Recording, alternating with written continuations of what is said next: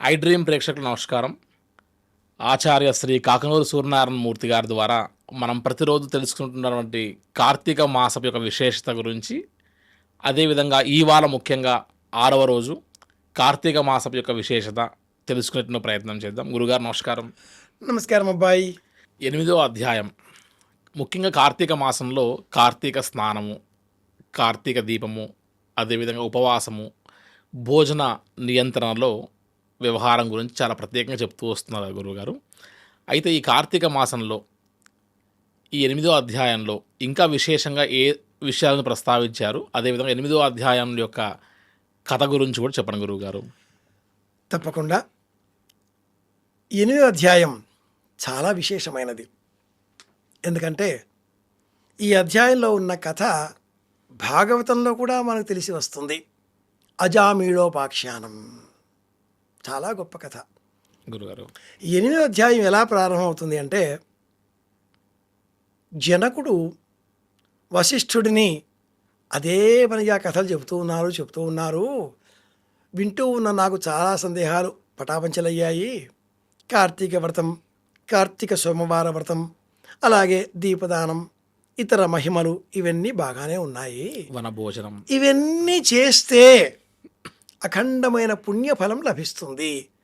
అలాంటప్పుడు అందరూ ఈ పుణ్యఫలాలు వచ్చే వ్రతాలే చేస్తూ స్వర్గాలకే వెళ్ళిపోతూ ఉంటే, ఇక నరకాలలో పోయేవాళ్ళు ఎవరూ లేకపోతే సృష్టి క్రమం కాస్త మారుతుంది కదా, ఒక సందేహం.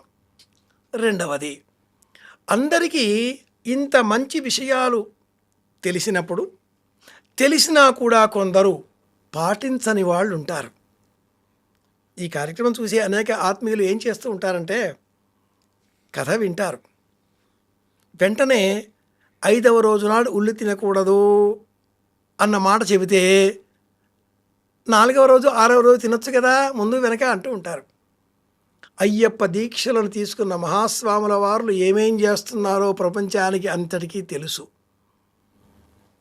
మాలధారణం నియమాల తోరణం అన్న పేరిట గళసీమలో మాల వేసుకున్న కాలమే మాయా మోహితులుగా ఉండి, అనంతరం మాయా విరహితులుగా మారి వేసే కొక్కిరాయి వేషాలకు అనంతంగా మనం దృష్టాంతాలు చూస్తూ ఉన్నాం. బాధ కలిగే అంశాలుగా చెప్పుకుంటున్నాం వీటిని. అంటే ముఖ్యంగా మాల ధారణలో ఎలా ఉన్నామో అదే జీవితం గడపాలి.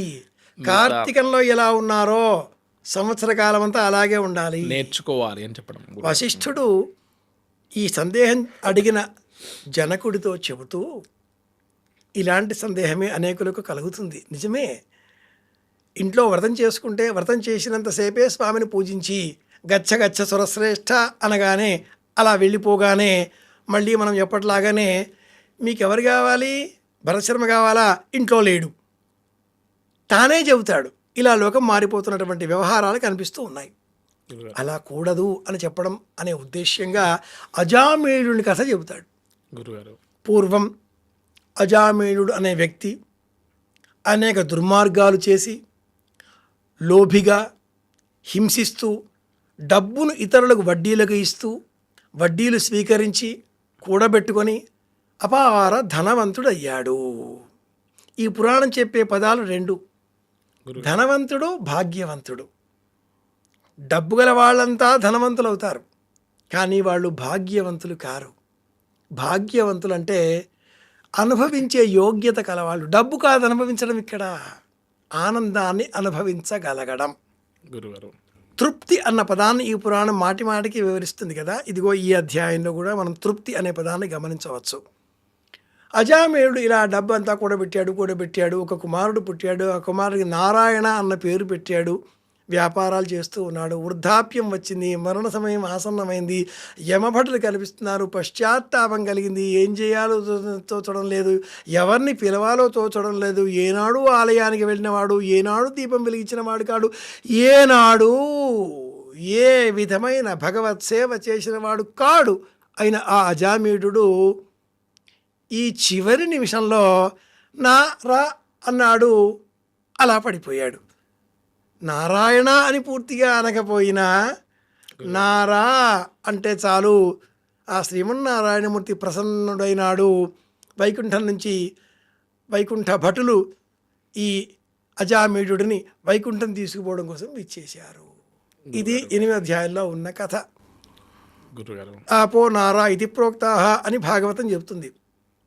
నారకాయ వీరహణం వేదమంత్రం. నారములు అంటే నీళ్లు.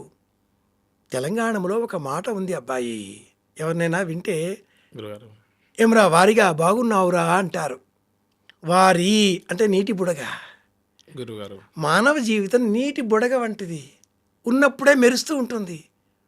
Make hay while the when sun shines, English సామెత గురు ఆంగ్లంలో. జీవితం ఉన్నప్పుడే మనం సాధించుకోవాలి. నారా అన్నంత సమయాన్ని పరమాత్ముడు ఇచ్చాడు కాబట్టి అని మరణించాడు, వైకుంఠం వచ్చేసింది. గురు మరుక్షణం ఏమవుతుందో తెలియదు కదా. కనుక ఇప్పుడే వెంటనే భగవన్నామ సంకీర్తనం చెయ్యాలి.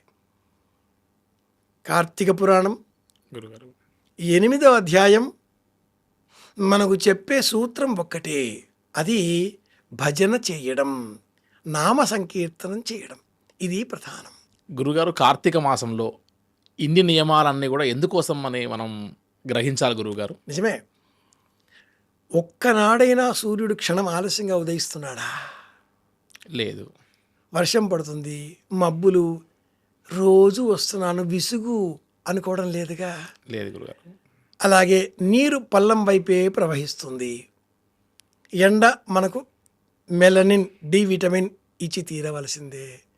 వర్షం కురవవలసిందే, మనం ఆపలేం. ఇవన్నీ సహజమైన వాతావరణంలో ఉండేటటువంటి సహజ ధర్మాలు.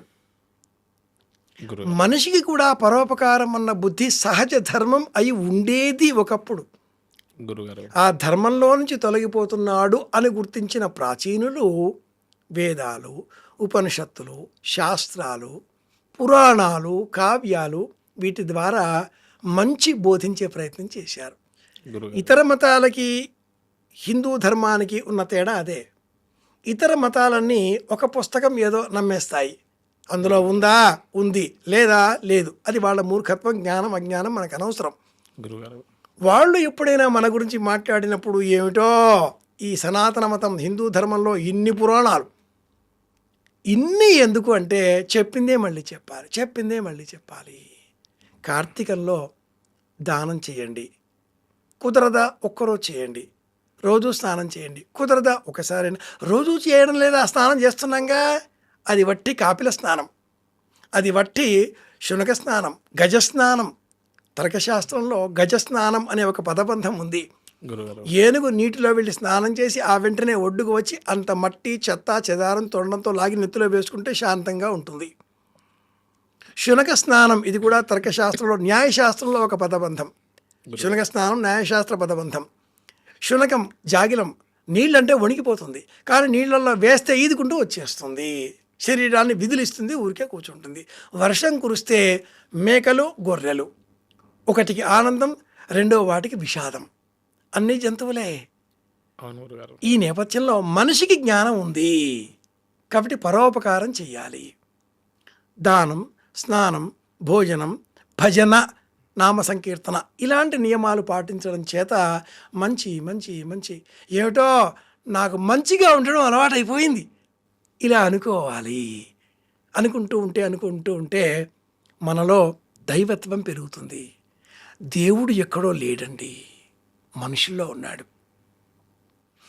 Man minus desires is equal to God.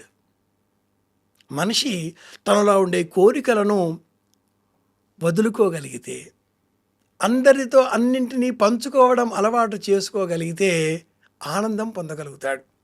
ఉపనిషత్తు చెప్పిన పరార్థం అదే. ఆనందో అని చెబుతుంది. కావ్యానందం, బ్రహ్మానందం 13వది. అది ఆనందవల్లి. అలాంటి ఆనందం పొందాలి అంటే జీవితాన్ని నియమపూర్వకంగా గడపాలి. నశ్రేయో నియమం విన. సూర్యుడు ఉదయించకంటే ముందే స్నానం చేయండి. ఉదయించిన మొదటి 2-3 గంటలలో ఏదైనా ఫలహారం తీసుకోండి. గురుగారు ఉదయం వెళ్ళిన పక్షికి ఆహారం దొరుకుతుంది అన్న సామెత ఇందుకే. సూర్యాస్తమయం కాగానే నిద్రించండి. అర్ధరాత్రి 1 గంటల వరకు, 2 గంటల వరకు టుక్కు టక్కు టక్కు టిక్కు అంటూ ఉండకండి. ఇంతే ధర్మం, ఇదే నియమం. ఇలా ఉంటే ఆనందం. పుట్టగానే మనిషి ఏ రోగం లేకుండా పుడతాడు. అవును పెరిగే కొద్దీ పెరిగి పెరిగి పెద్దన్న అని ఏదో సామెత ఉంది, అలా అవుతున్నాడు. కాకుండా ఉండాలి, నియమాలు పాటించాలి, ఇది విషయం. గురుగారు అసలు కార్తీక మాసము మన జీవితాన్ని ఎంత మారుస్తుంది, ఎలా మార్చుకోవాలో చాలా చక్కగా వివరిస్తూ 8వ అధ్యాయంలో ఇంత విశేషమైనటువంటి యొక్క క్రతువులకి ఇంత ప్రాధాన్యతను చెప్పారు గురుగారు. చాలా సంతోషం. ధన్యవాదాలు గురుగారు. కృష్ణార్పణం.